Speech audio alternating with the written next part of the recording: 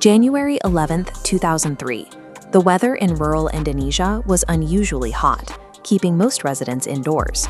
But in the quiet village of Purbalingga, a grave belonging to an elderly woman named Mrs. Rina had been violently disturbed, a mere 16 hours after she was buried.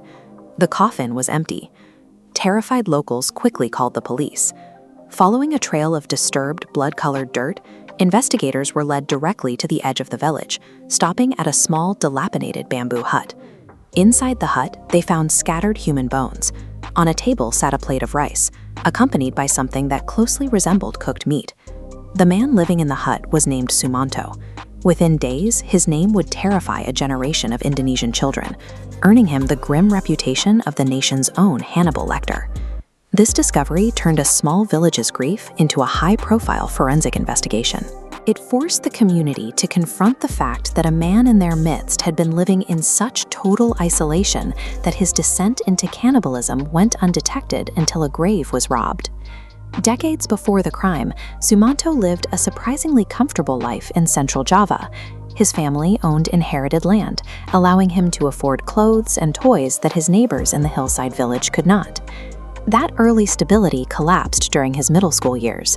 His family's finances abruptly disintegrated, forcing them to sell their livestock, land, and furniture. Unable to cope with the mounting financial pressure, Sumanto dropped out of school. This was rural Indonesia long before the internet. Village life was highly traditional, insulated, and deeply rooted in local customs. Entertainment meant traveling outdoor cinemas or traditional shadow puppet shows. There was little to no infrastructure for emotional or psychological support. As he aged, his behavior grew increasingly erratic and aggressive. He entered into 2 separate marriages, both of which ended in divorce due to his severe domestic violence and a tendency to vanish for long periods without explanation. By 2003, his downward spiral was complete. Sumanto was living alone in a tiny house on the outskirts of Purbalingga.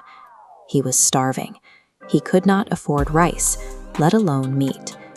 In this state of total starvation and social withdrawal, Sumanto began fixating on the idea that human flesh could grant him the power he lacked.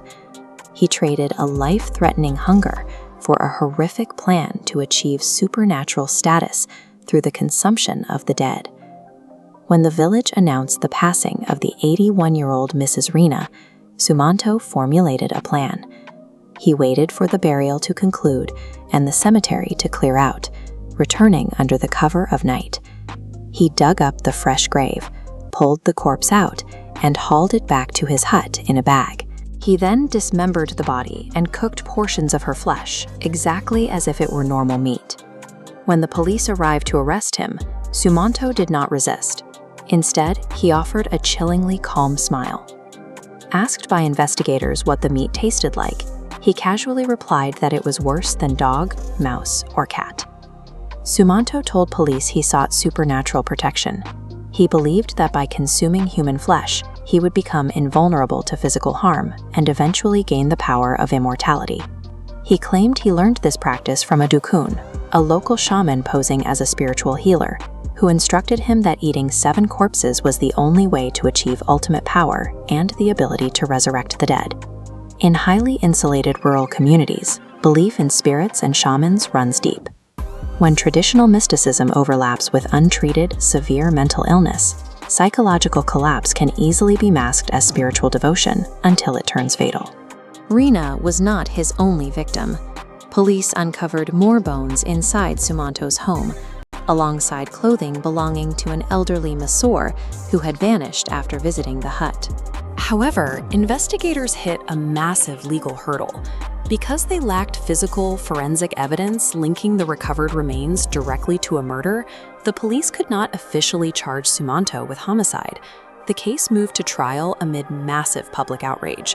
The Indonesian legal system now had to figure out how to formally prosecute a man for cannibalism, a specific crime not clearly defined in their books. Sumanto's defense team argued that a buried corpse was no longer a person, but rather human waste discarded into the earth, meaning no true crime of violence had occurred. The court vehemently disagreed, but struggled to find the correct legal classification. Ultimately, the judge handed down a bizarre ruling. Because the penal code lacked a specific statute for cannibalizing a grave, Sumanto was convicted of aggravated theft. Under the law, Mrs. Rina's body was simply classified as stolen property. Despite presenting psychiatric evaluations confirming a serious mental health condition, Sumanto was sentenced to a mere 5 years in prison. The criminal justice system possessed no framework for this level of psychological breakdown.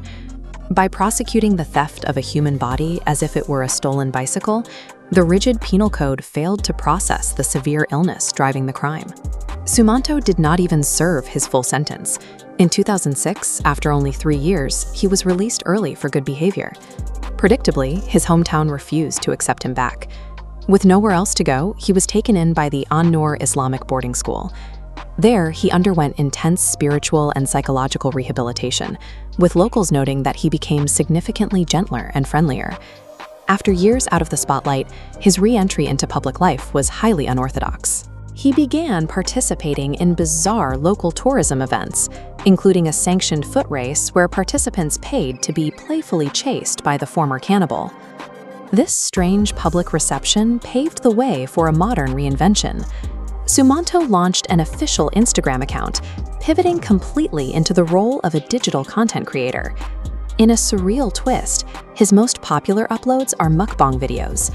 He sets up a camera and broadcasts himself eating large portions of local foods, like his favorite, sauté, to thousands of live viewers. Today, he boasts over 18,000 followers.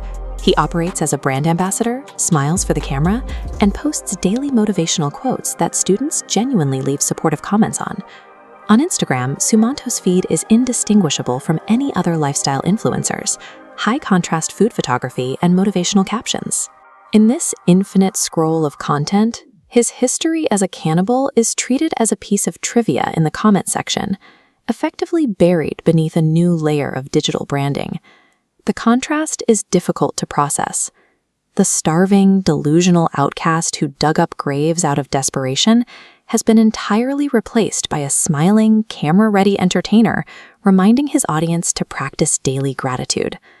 This diagram maps the sharp divide in his current audience engagement.